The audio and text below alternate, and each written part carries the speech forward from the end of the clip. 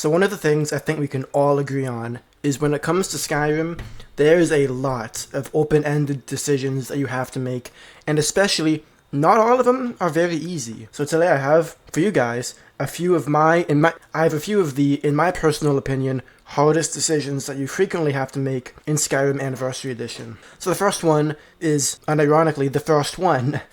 It's what race you want to play. Now, if you're anything like me, I actually like to really commit to my playthroughs. I don't like to just start a playthrough, play for a day or two, play for a week, and then drop it. I like to see it all the way to the end. So one of the very hardest things is to pick what race you want to be, especially when considering you want to make the character's identity. I mean, if you don't like to roleplay and you don't like to come up with any kind of character beyond just badass, questing guy, then it's probably a very hard decision, beyond like aesthetics. But for me specifically, I think actually coming up with a good character is really difficult, and so coming up with the race you want to play as can be a very challenging decision to make. The next hard decision actually comes pretty soon after, is what class you want to play. In Skyrim, there's kind of three main types of classes. There's magic, combat, and sneak type classes. And even just picking between one of those three sections is very difficult, because that completely shapes every decision you're going to make. It completely shapes the type of combat you're going to do. Pretty much everything within your playthrough is going to be changed by this decision. But even beyond that, what actual class you want to play as, what specific one, like not just a warrior, but maybe a one-handed warrior with a shield, or a half warrior, half mage, two-handed warrior, all that sort of thing. It's a very hard decision, and honestly, no two playthroughs are like just because of that, in my opinion. The next one is, should you kill Barbas or not?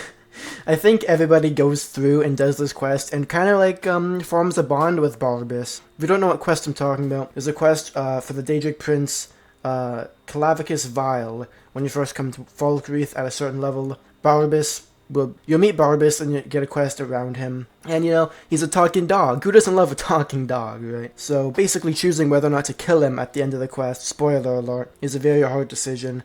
Especially for me, because I actually really like him. He's also a powerful ally. He's an immortal dog. He will never die, so he can basically be an infinite tank for your combat endeavors, especially on a high difficulty.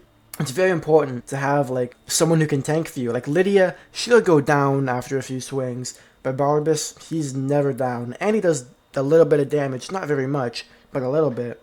And in the same kind of theme, I would say it's equally as hard whether or not you want to kill a Cicero, right? Morally speaking, I mean, it's kind of justified, right? He he tried to kill Astrid, and he also tried to kill Astrid's husband. He's kind of a lunatic, and he's also kind of funny. If you do kill him, well, that's the end of it.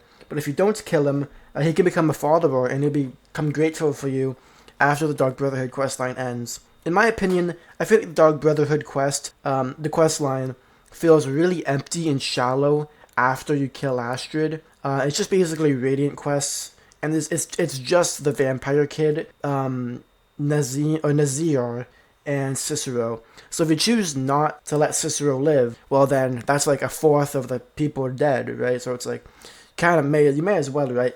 But then again, if you kill him, you get some sick equipment. The next one I have for you guys is whether you should be a vampire or a werewolf. There is mods that can allow you to be both. And I also think that you used to be able to be both, because I distinctly remember an older playthrough where I was both. But nowadays, you can't really do that. I don't know if they changed it or what happened, but you can't be both now. The Vampire Lord ability and the Werewolf ability is such a hard decision of which one to choose that I have a video on it that is my most popular video by a lot. That's how contested this decision is. So many people want to know which one's better. Well, I have 60,000 views on that video, and it keeps growing every day. So yeah, that's a very hard decision. Personally, I think the Werewolf is a much better one as well. It's just more powerful. The Vampire Lord has a lot of downsides that its good sides kind of get outshadowed, I suppose, which really sucks. But the next hardest choice is kind of a 2-for-1. Hadvar versus Ralof And then I guess just in the broader sense, Imperial versus Stormcloak. I also have a video on this, which is incredibly popular, one of my more popular ones. And this is a surprisingly heated debate, actually. People really care about the politics of Skyrim, partially because I feel like it kind of mimics politics of real life in some sense. You know, I feel like a lot of conservative Americans, you know, your Southern Americans, kind of really piss their, you know, pants over the idea of the Imperials winning. Because, you know, super freedom this, freedom that. I don't want no damn oppressors oppressing my rights. So a lot of people really, especially Americans, get really invested into the Civil War. I mean, me personally, I think the Imperials is the right choice. It's pretty obvious. You clearly haven't thought about it if you think otherwise. But yeah, it's not that deep, I guess, you know. It's just video game politics. Anyways, that is my, what was that, six hardest choices to make in Skyrim. Thank you all so much for watching, guys. I really appreciate it. Make sure you do drop a like and drop a sub as always. Stay awesome and consider becoming a channel member. Peace out.